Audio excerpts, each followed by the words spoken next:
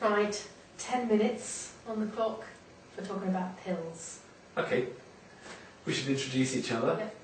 This is Liz Cracknell. She's an experienced nurse working with CASUS, which stands for Cambridgeshire Children and Adolescent Substance Use Service, which is a service that works in Cambridgeshire for young people under the age of 18 who've got themselves into worries or difficulties with one or other substance, ranging from alcohol right up to very serious drug use.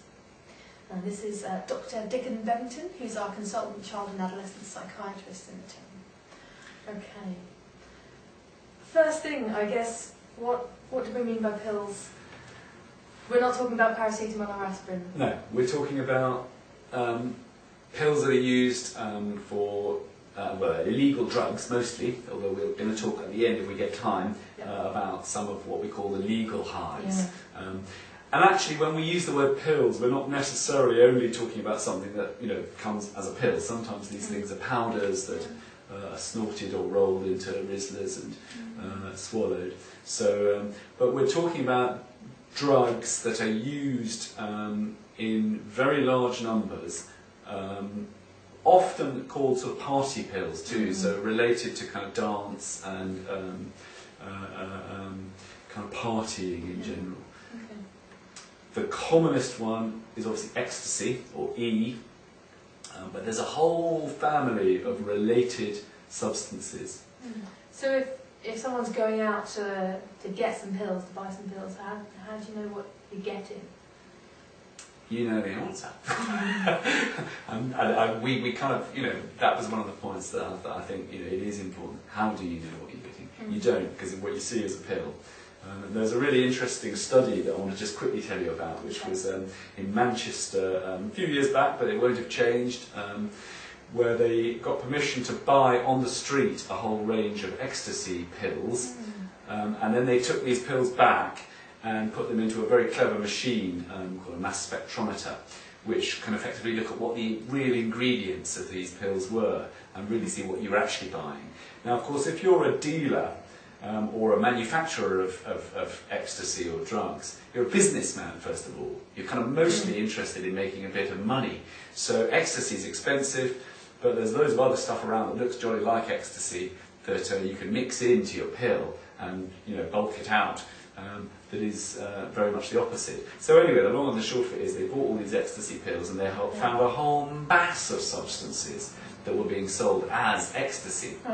The most dramatic one that I sort of stuck in my mind was that a number of these pills that they'd been sold were actually turned out to be the tablets that you drop into a fish tank that cleans the kind of green gunk off the side of the fish tank. So yeah, that one got me a bit. That's horrifying. So that's a big problem with pills. It's very difficult to actually know what it is you're taking, and it's a problem for us as doctors and nurses and scientists looking at this, because when people have a big problem with a tablet, it's often extremely difficult to tell.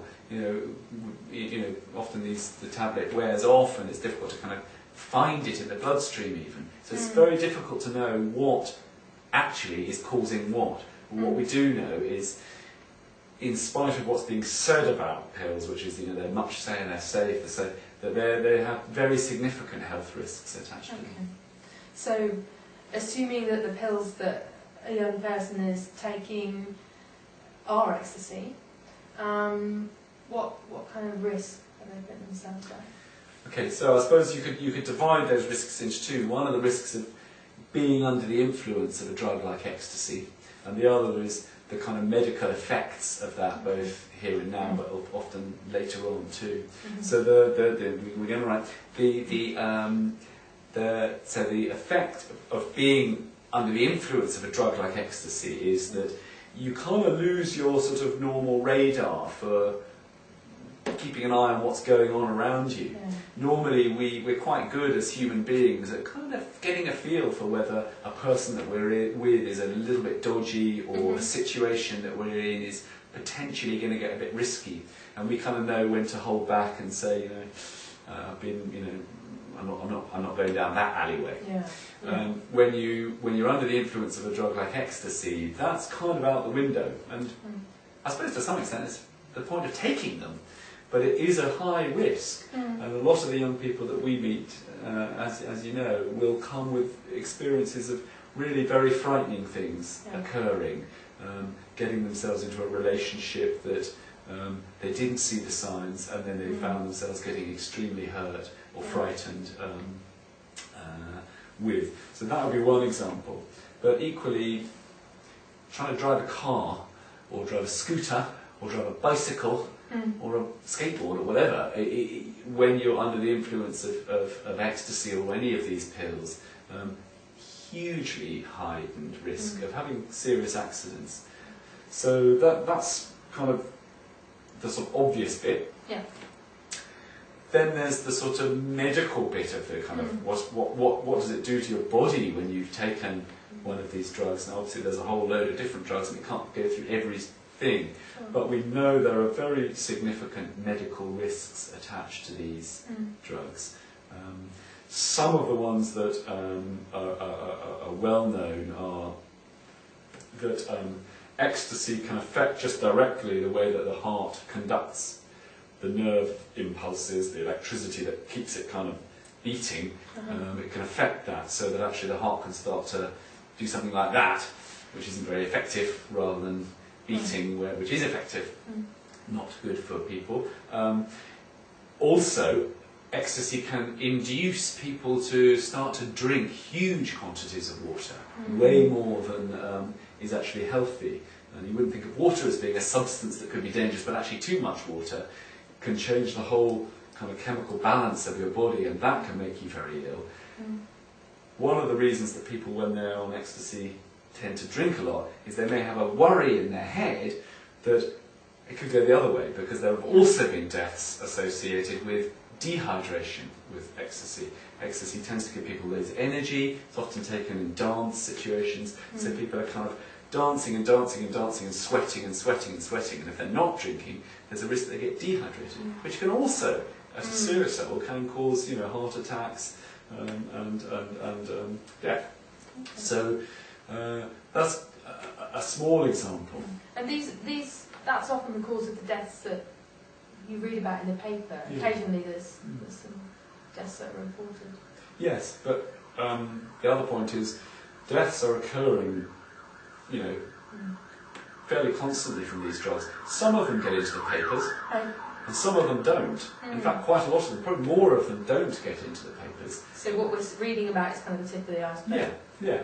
It depends on whether there's other interesting stuff in the news, I guess, which is a tragedy for people who perhaps don't get the information that they need. We've got a couple of minutes left. Can I talk about physical effects on the body? Are there any effects for the mind, for our mental health? These are very powerful drugs, and there's a lot of them again. But there's quite a lot of science now that supports the fact that by producing this incredibly kind of big rush of energy and a kind of up feeling, there is damage to some of the brain structures that, in a normal, everyday way, are just kind of keeping our mood up and keeping the sort of keeping ourselves kind of on the level, if you like. So that what you see with people who've used a lot of pills over time is that actually they kind of develop quite a sort of chronic emptiness, is a word that they would often use. It's a sort of chronic depression that it's very difficult for them to feel happy, because their brain has sort of used up, if you like, a lot of the nerve cells that would normally be firing off and keeping us up. So that's a big worry. More dramatically, these drugs are causing very powerful effects on the way that I perceive the world, the way I hear and see and taste. And that's not so very far away from these very serious family of illness called the psychoses. The best known one is called schizophrenia, where the way that we perceive the world is really altered. So that there's a risk that if you have some vulnerability to becoming ill in this way, and we just don't know who those people are, about 1 to 2 people in every 100, which is actually quite a lot. In a class of 30, there's a chance that maybe one person will be with it. In 2 classes, there's a high chance that at least one person would be affected by psychosis in their life. So these are quite common illnesses in the scale of things, and it's quite possible that these drugs trigger these illnesses, and once they get going, it's difficult to treat them. 10 minutes. Perfect. Thanks for listening. Thank you.